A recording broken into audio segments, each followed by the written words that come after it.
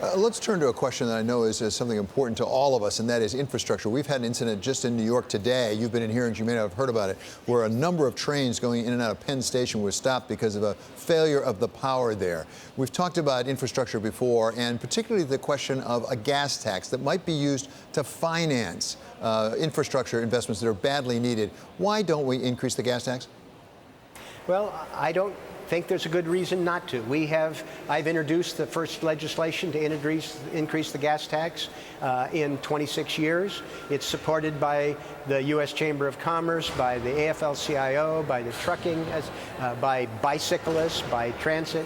It's badly needed and long overdue. It's a case of stepping up and doing it. We've fought to be able to bring this forward in Congress. My Republican friends refused for 8 years to even have a hearing on how we finance infrastructure.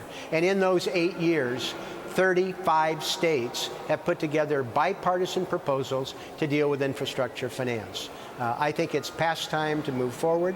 I hope that we do. And it's not just dealing with a fuel tax increase for the user fee. There are areas that I have legislation that would deal with private activity bonds, with a water trust fund, passenger facility charges for airports. There are a wide range of things that aren't intensely controversial that would enable us to meet the goal that the President and the Democrats share of $2 trillion invested in our infrastructure. As you just said it, it sounds like it's almost about to be done. What's keeping it from being done? Well, first of all, there's an awful lot on the agenda for Congress and this administration. The President keeps going off on tangents and shaking things up. His obsession on we're having collateral damage with the border in Latin America. I think if we could just work together on a bipartisan infrastructure financing proposal, and if the President would get behind it.